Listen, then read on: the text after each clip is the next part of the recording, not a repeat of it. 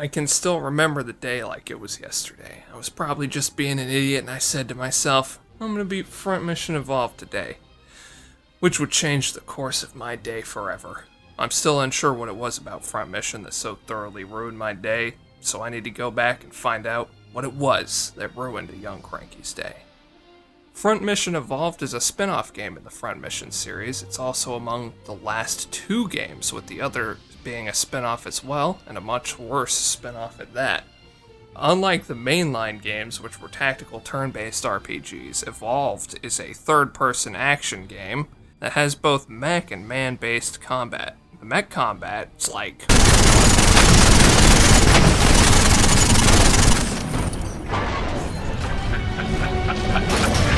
Enemies up ahead. Weapons ready.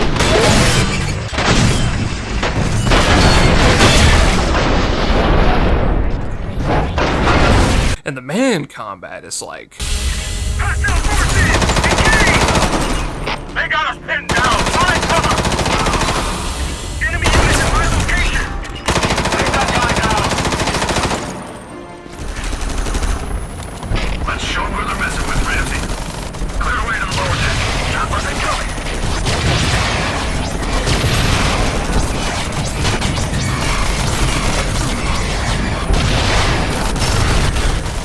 For some reason, they spattered collectibles all over the place, and I don't think they have any significance whatsoever. They might affect the incredibly exciting online play, but during the main part of the game, which is the mech combat, you have access to an ability called Edge, Emergency Defense Galvanosynaptic Enhancer, which is both a bullet time ability and a major plot point that involves an uncomfortable amount of mind control. It was supposed to be a defense system, but in classic fashion, the military said, no, this is a super weapon, make it kill people. And I'm unsure which one you have in the game because it's pretty darn good at killing a man.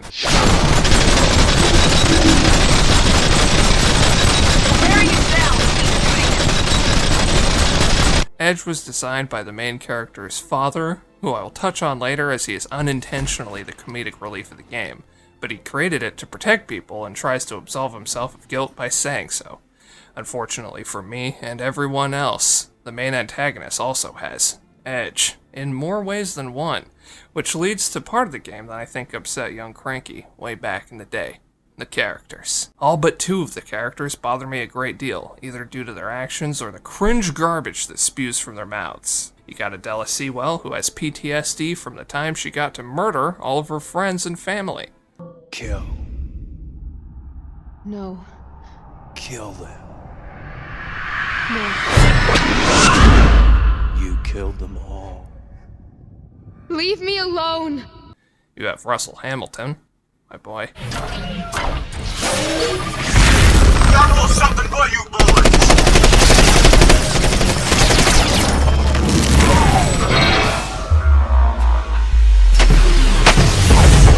I'm Captain Russell Hamilton, 72nd Mobile. You got Alan Ramsey, who manages to die 3 times.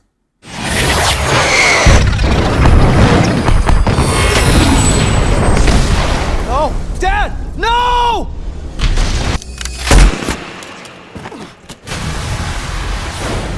You got Godwin Mosley, who certainly seems like a villain, but somehow isn't. Heaven's Guard. Isn't that right, General? You got Apollo's Chariot, who consists of Marcus Seligman and his 3 female partners who are increasingly weird anime tropes for women. We are the most dangerous mercenary group. O Valkyrie, grant me the strength to deliver the souls of the non-believers. Not much fun to be had in this shooting alley. Let the symphony begin!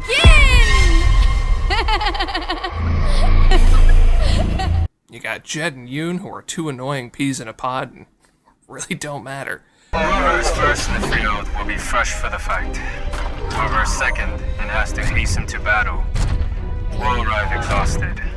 Sunset is art of war. It is a sound strategy, but there's no honor in vanquishing a weakened enemy. You would take honor over a strategic victory? You sound like one of your armor-clad ancestors, Lieutenant Gordon. Don't worry, Lieutenant York. I won't let my obsolescence get in the way of our mission. Let's talk about the main character, the one I hate the most, Dylan Ramsey. Let's be clear, I don't think Dylan ruined my day, or anything. I just hate him as a main character. He somehow rides the line between military movie American main character and anime protagonist. He's equal parts boring and clueless. He constantly messes up and repeatedly uses edge in cutscenes where he shouldn't be using it. It's okay if I use it in combat though, so don't call me out on that, please. He quickly falls in love with Adela, even though there's a really weak implied love triangle with this unnamed mechanic girl. I looked it up multiple times, I couldn't find a name for this woman. Amy! I thought she would be more important, but she got sidelined early. Adela is always telling Dylan not to use edge and that it'll really screw him up, but he ignores her and continues to use it, which is okay with me because it's pretty good. Ol' Eyebrows Cornelius can just mind control you if you use it. I'm like, how is he able to mind control people? Is this ever explained? And I'm fairly certain the answer is no, it isn't explained. But whenever Dylan uses edge and gets mind controlled, it results in the unexpected and untimely and undeserved death of my favorite guy, Russell Hamilton. Jesus, no! Do it!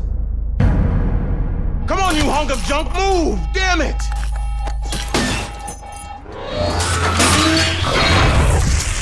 What?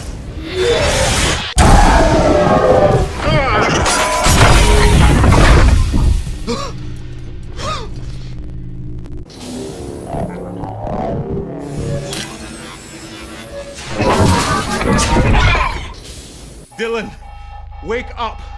You need to save Adela. Captain!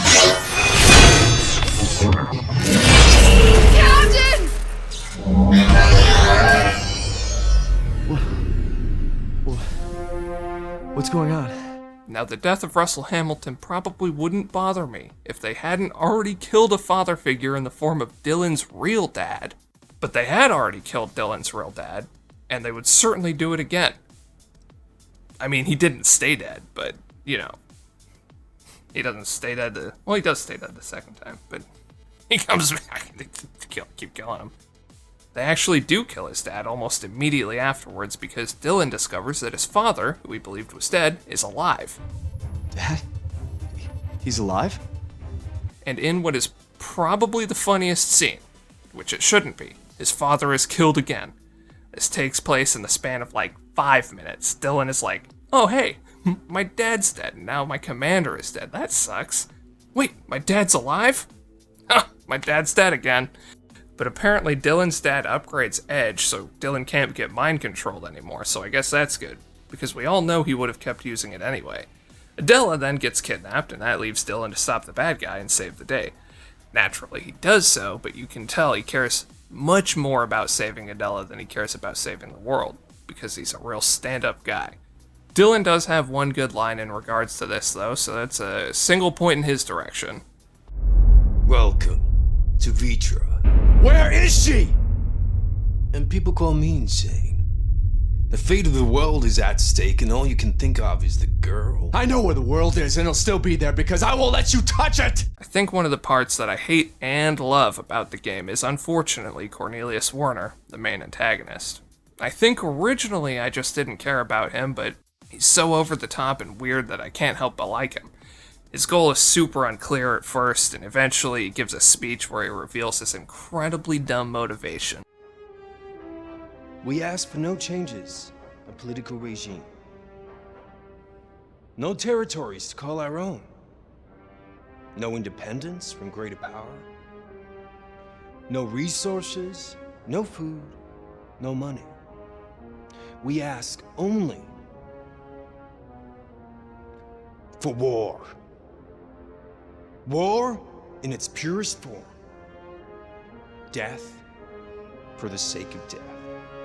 We are the sword of Damocles. Sword of terror. Hanging above the skulls of all of Earth's nations. The UCS.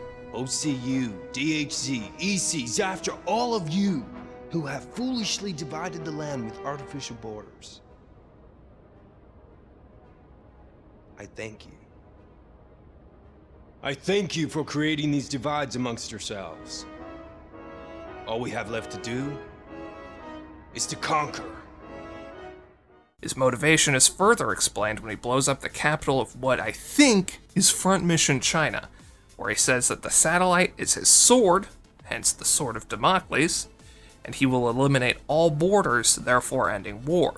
And this is the point in the game where they begin really focusing on the elimination of borders being the end of war. It's a weird theme, and it ends up leading to my least favorite line in the game, but I'm getting ahead of myself. Good old Cornelius is seen many times during the game and harasses the main character, which is actually something I really like in a villain. If his motivations had been better, I think he could have actually been a really fun bad guy, but how he turned out is just kind of weird with all the mind controlling and floating around. There are a couple of scenes where he acts like he's unstoppable, but he's forced to run away, and I'm like, hey, weren't you just bragging about Edge? And he can do this fun thing where he floats, but I'm not sure if it's a bug or if he's supposed to be doing that. He's also a robot necromancer, which is kind of sweet, but never explained, much like the mind control. Speaking of Cornelius, could we zoom out a little? We're too close. Zoom out. Please. Why are we so close? Give him a little space. The cutscenes really don't know how to not choke up on the characters' faces, and it really makes a lot of scenes so funny. This is a minor thing overall, but it really hampers a lot of the scene's impacts. Do they think it was cool to be this close? It doesn't make it cooler if it's more zoomed in. Although many of the scenes where the characters' faces are being assaulted by the camera are plagued with funny lines and strange delivery, so it never would have been too good. Probably the biggest thing that ruined a young Cranky's day was the end of the game. It wasn't unpredictable or shocking, and it certainly wasn't overly sad. The ending of Front Mission Evolved was so mediocre that it made a mediocre game ruin a day. The end of the game starts with Mosley getting murdered in a really anticlimactic way, almost as anticlimactic as the way I just brought it up.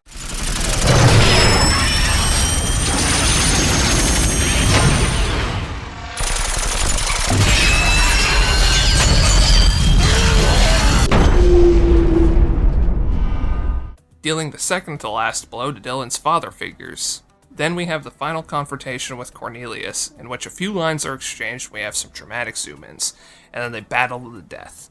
Cornelius should have been the final boss, but unfortunately, he wasn't. You then proceed into a grueling battle that eventually leads to the final boss of the game. The final boss is a giant machine called Scion, which stands for... And the Synthetic Computer Intelligence Orbital Network. Scion has Adela mind-controlled as usual, and as usual, mind control is broken by asking it to stop. So then, the real final boss fight starts. It's pretty easy.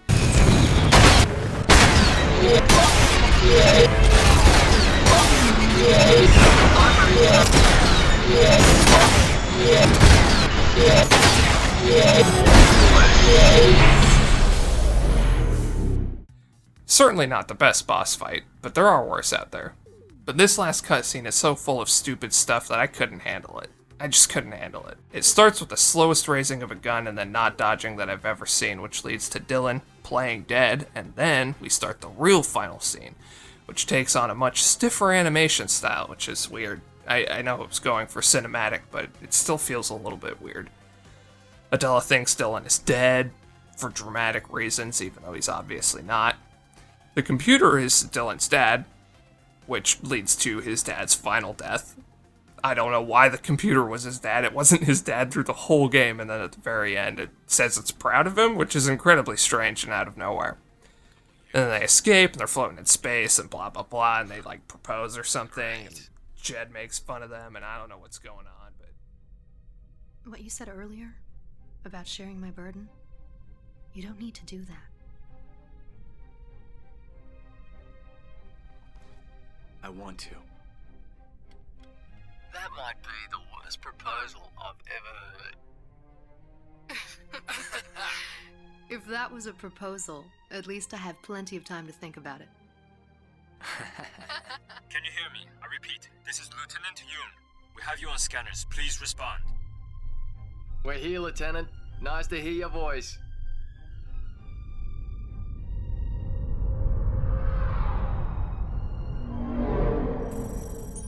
Come back. Can you hear me? Come in, Sergeant Sewell. Come in. Come in. Are you reading?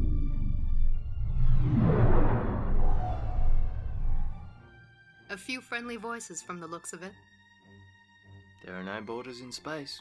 Now stop right there. There are borders in space. You showed me the borders at the start of the game. Look, they're labeled for each country because you have satellites everywhere.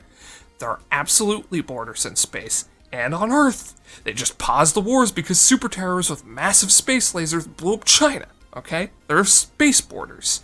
Like, you can't just tell me that everything was solved by blowing up the one terrorist. There are still borders in space and on Earth, and you can't fool me. Stupid space border nonsense. The last scene was just too full of cheese for a young Cranky. I think that the game culminating in that scene, which was silly and predictable, is what was so annoying for me back then. But nowadays I kinda like it. I still think it's super dumb and all the characters are weird and the combat is okay, but there's a certain amount of charm to it, and I can't bring myself to fully hate it. The story is cheesy and the game is clunky and the music kinda sucks, but if you can lie to yourself enough, I think there's a game worth playing. If only you understood the true power of E.D.G.E.